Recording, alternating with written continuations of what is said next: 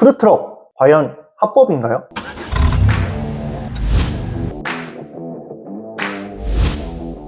아무래도 푸드트럭이 보통 이제 길거리에 서 있는 도로를 점유하고 장사를 하는 형태들도 많다 보니까 푸드트럭 장사에 대해서 과연 이것이 합법적인 운영이 가능한 것인가, 이것에 대해서 이제 질문을 주시는 분들도 좀 상당히 많은 것 같아요. 그래서 이번 영상에서는 푸드트럭이 과연 합법인가 영상을 한번 정리를 해드리려고 합니다. 푸드트럭은 각 지자체마다 영업 장소에 대한 내용이 조례로서 명시가 되어 있어요. 예를 들면 서울특별시 푸드트럭 영업 장소 등에 관한 조례, 인천광역시 푸드트럭 영업 장소 등에 관한 조례, 이렇게 되어 있는데요. 이제 각 조례마다 공통적으로 들어가는 것들은 유원시설, 체육시설, 하천, 고속도로 졸음쉼터, 이런 내용들은 이제 국유지다 보니까 가장 이제 기본적으로 들어가 있는 것들이고, 많은 분들이 가장 궁금해하시는 사유지에서의 푸드트럭 영업이 어디까지가 합법이고 어디까지가 가능한 것인가, 이게 이제 이번 영상에 좀 포커스가 될 것 같아요. 자, 먼저 이제 조례에서는 푸드트럭을 이제 음식 판매 자동차라고 명시를 해놓고 있고요. 이 음식 판매 자동차에 관한 조례는 각 시마다, 그 특별시, 광역시에 대해서는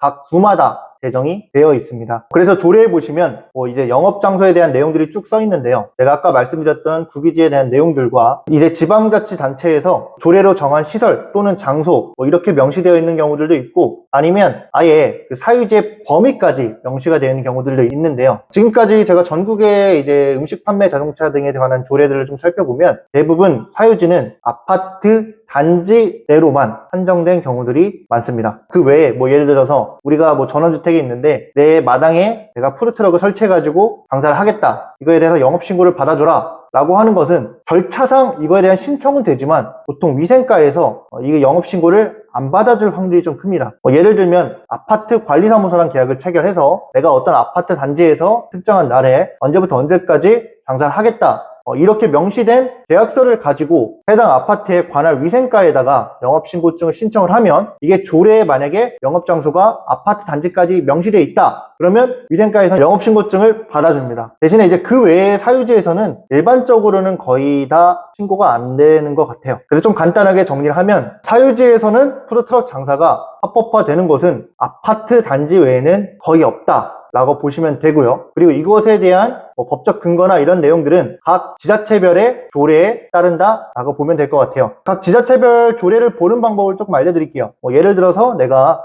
부천시에서 장사를 하려고 하는데 과연 부천시가 음식 판매 자동차, 즉 푸드트럭이 사유지에서 영업신고가 가능한지, 그리고 그 영업장소가 어디까지 가능할까, 이것을 알아보려면 인터넷 포털에다가 자치법규 정보 시스템이라고 검색을 하시면 됩니다. 이 사이트를 들어가서 여기에 부천시 음식 판매 자동차의 영업장소 등에 관한 조례라고 검색을 하시면 해당 조례문에 부천시에서 이 음식 판매 자동차, 푸드트럭이 어디에서 장사를 할 수 있는지 그 영업장소가 상세하게 나와 있습니다. 자, 그래서 이제 정리를 하자면 푸드트럭은 과연 합법인가요? 라는 질문에 대해서는 네 라고 대답할 수 있겠고요. 그런데 이제 합법적으로 운영을 하려면 해당 장소에 대한 사용 계약서를 가지고 관할 위생과에다가 영업 신고를 해야 된다라는 것입니다. 그리고 이제 여기서 이제 파생돼서 많이 물어보시는 게, 그러면 푸드트럭은 이동할 수 있는 매장이잖아요. 그러면 이제 예를 들어서 제가 부천시에 어디 한 아파트에서 장사를 했어요. 여기다 영업신고증을 받았는데 내가 꼭 부천시에서만 장사를 할 필요는 없잖아요. 움직일 수 있으니까. 그래서 다음날은 인천, 송도로 장사하러 갔어요. 과연 이 송도에도 영업신고증을 똑같이 위생과에다 신고를 해야 되냐?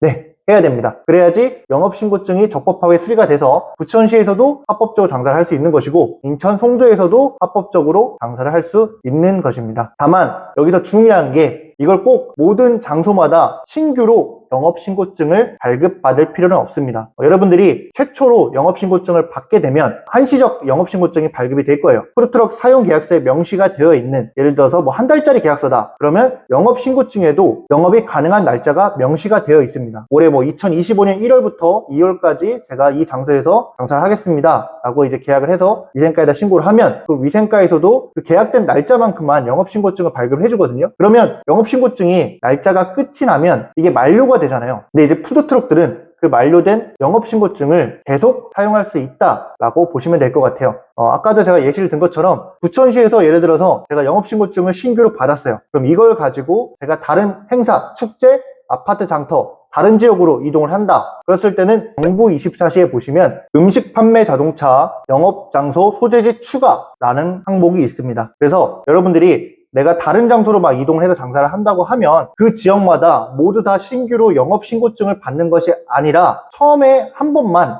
영업신고증을 신규로 받고 나면 이 영업신고증의 앞뒷면만 사진을 찍어가지고 새로운 장소는 그 뒷면에 푸드트럭 영업장소 소재지라는 항목들이 있습니다. 이 항목에 추가해서 넣는 방식이라고 보시면 돼요. 예를 들면 송도의 한 장소와 입점 계약을 한 계약서를 첨부를 해가지고 정부 24시에서 음식 판매 자동차 영업장소 소재지 추가 이것만 해주시면 됩니다. 모든 장소에서 다 영업신고증을 받는 게 아니고 첫 번째만 영업신고증을 받고 두 번째는 정부 24시에서 소재지 추가만 간단하게 하면 됩니다. 이게 이제 말로 설명하면 처음 하시는 분들은 조금 헷갈리실 수도 있어요. 그래서 저희 카페에다가 저희가 이 내용에 대해서 정리를 해놨으니까요. 저희 카페 한번 방문하셔가지고 푸드트럭 영업장소는 어떻게 추가할 수 있고 어디까지가 합법적인 운영이 가능한 것인지 그 내용에 대해서 확인을 해보시면 될 것 같습니다.